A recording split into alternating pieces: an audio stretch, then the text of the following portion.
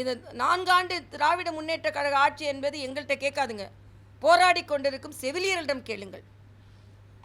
அவர்கள் தற்காலிக செவிலியர்கள் ஏறக்குறைய 14,000 பேர் அரை சம்பளம் வாங்கி கொண்டு பணியாற்றி கொண்டிருக்கிறார்கள்.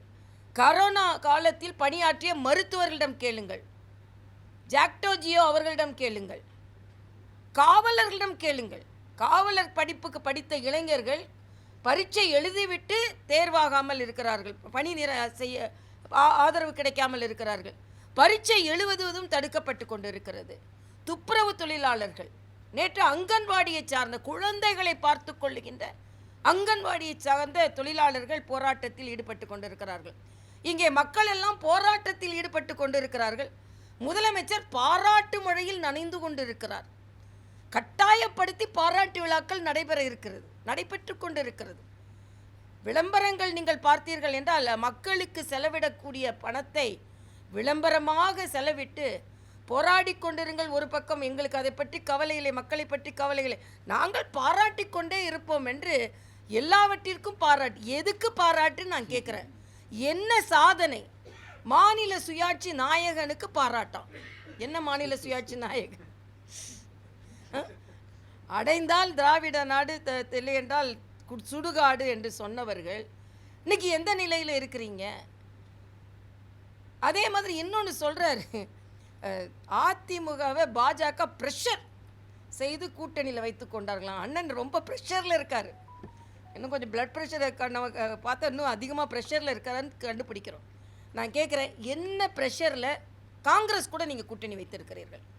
உங்கள் ஆட்சியை கலைத்தது காங்கிரஸ், உங்களை எமர்ஜென்சி பீரியட் அப்போ சிறையில் அடைத்தது காங்கிரஸ், இலங்கையில் நம் தமிழ் சொந்தங்களை கொன்றது காங்கிரஸ்.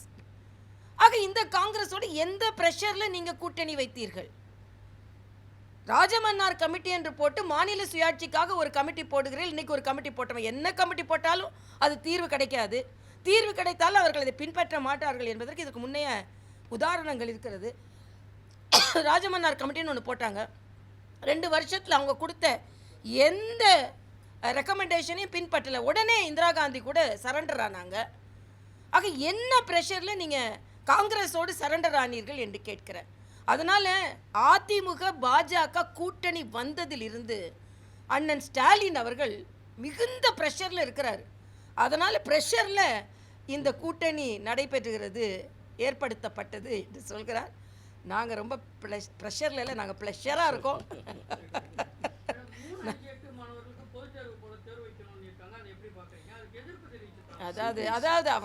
அதாவது அறிவுபூர்வமாக எதிர்க்கு என்றாலும் ஸ்டாலினின் அமைச்சரவை எதிர்ப்பு தெரிவிக்குங்க. சிபிஎஸ்சியில் 5-8க்கு பொதுத் தேர்வு நடக்கும். இதில் அன்பின் மகேஷ் பொய்யா பேசி கொண்டு இருக்கிறார். ஏதோ ட்ராப் அவுட் இருக்குமா, அவங்கள அதே பள்ளியில் அதே வகுப்பில் உட்கார வைத்து விடுவார்களாம். இதை தெளிவாக மத்திய அரசின் திட்டம் எதுவுமே மக்களுக்கானது, மாணவர்களுக்கானது. இந்த பரீட்சை 8வது பரீட்சை எப்படி தெரியுமா நடக்கும்? ஒருவேளை அவங்க ஃபெயில் ஆயிட்டாங்கன்னா 2 மாதங்களுக்கு சிறப்பு ஆசிரியர்களை போட்டு அவர்களுக்கு பயிற்சி கொடுத்து 2வது மாதத்தில் திருப்பி பரீட்சை வைக்கப்படும். அந்த பரீட்சையில் பாஸ் ஆகுனா உடனே அவங்கள அடுத்த கிளாஸுக்கு, அந்த லீவ் நேரத்தில் பரீட்சை வச்சு அடுத்த கிளாஸுக்கு அவங்கள ப்ரமோட் பண்ணி விடுவாங்க. எந்த தமிழக மாணவரும் மாணவியும் 2 மாதம் சிறப்பு பயிற்சிக்கு பின்பு ஃபெயில் ஆக மாட்டாங்க. அன்பின் பொய்யாமலிக்கு வேணால் அது புரியாமல் இருக்கலாம். ஆனால் எனக்கு மாணவர்களை பற்றி நன்றாக தெரியும். இன்னொன்று, சென்ட்ரல் போர்டில் பாஸ் சதவீதம் 30 மார்க்கு, தமிழ்நாட்டில் 35. ஆக 30 மார்க்கு கூட பாஸ் பண்ண முடியலனா அவங்க எப்படி இன்னொரு கிளாஸுக்கு போய் அவங்க திறமையாளர்களாக ஆவாங்க? சரி, 8வது ஆல் பாஸ் கொடுத்துறீங்க, 9வதுல? ஆக 9வதுல தடுமாற மாட்டார்களா? ஆக 9வதில் தடுமாற்றக்கூடாது இருக்கிறதுக்காக, அவர்கள் தடம் பதிக்க வேண்டும் என்பதற்காக 8வதிலேயே அவர்கள் பலம் பொருந்திய மாணவர்களாக மாற்றுவதற்கான சக்தி இது. ஒன்றை சொல்லுவாங்க, இன்னொன்றை சொல்ல மாட்டாங்க. ஃபெயில் ஆக்குவாங்கன்னு சொல்கிறாங்களே தவிர ஃபெயிலான மாணவர்களுக்கு சிறப்பு கவனம் செலுத்தி அவர்கள் 2 மாதத்தில் திருப்பி பரீட்சை வச்சு அவங்கள பாஸ் பண்ணுறாங்கன்னு சொல்கிறது கிடையாது.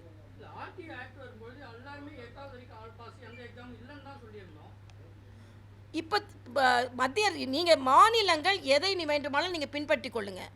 ஆனால் மத்திய அரசிற்கு உரிமை இருக்கிறது. அவர்கள் நடத்தும் சிபிஎஸ்சியில் இப்படிப்பட்ட இன்னொன்று நான் சொல்கிறேன், ப்ரெஷர்னு சொல்கிறார்ல, தமிழக பாடத்திட்டங்களில் கூட ஒரே பரீட்சை தான் ப்ரெஷரோடு எழுதணும். சிபிஎஸ்சியில் 2 பரீட்சை வைக்கிறாங்க. அதில் 2ல் எதில் அதிக மார்க் வாங்கினாங்களோ அந்த பரீட்சை மார்க்கை எடுத்துக்கிறாங்க. இன்னொன்று சிபிஎஸ்சி சிலபஸ் 15% குறைக்கப்பட்டிருக்கிறது.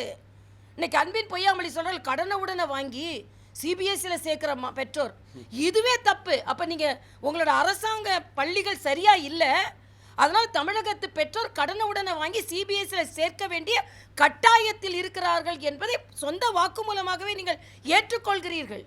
ஆக பள்ளி கல்வித்துறை, இதில் வேறு நீங்கள் பள்ளி கல்வித்துறையை நான் மத சடங்காக மாற்ற மாட்டோம், மூட நம்பிக்கை அங்கே இருக்கக்கூடாது, சோஷியல் ஜஸ்டிஸ் தான் இருக்கணும் அப்படின்னு சொல்கிற திராவிட முன்னேற்ற கழக அண்ணன் ஸ்டாலின் தலைமையில் உள்ள பள்ளியில் தான் அறிவுக்கு பதிலாக அறிவாள் இருக்கிறது பையில். ஒற்றுமைக்கு பதிலாக சாதிய வேற்றுமை இருக்கிறது. இதுவரைக்கும் எந்த ஆட்சியிலையும் குழந்தைகளுக்கு மத்தியில் சாதிய வேற்றுமை அவர்கள் அடித்து கொண்டது கிடையாது. இந்த ஆட்சியில் மட்டும்தான் நடக்குது.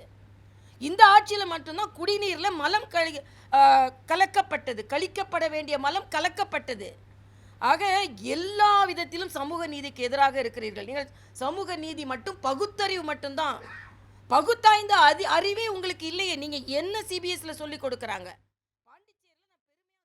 செய்திகளை உடனுக்குடன் தெரிந்து கொள்ள கீழ்கண்ட கேபிள் மற்றும் டிடிஹெச் நெட்வொர்க்குகளில் எம்நாடு செய்தி தொலைக்காட்சியை காணுங்கள். பாதகம் செய்பவரை கண்டால் நாம் பயம் கொள்ளலாகாது பாப்பா. மோதி மிதித்துவிடு பாப்பா, அவர் முகத்தில் உமிழ்ந்துவிடு பாப்பா. அண்மை செய்திகளை உடனுக்குடன் தெரிந்து கொள்ள இணைந்திருங்கள் எம்நாடு தொலைக்காட்சியுடன்.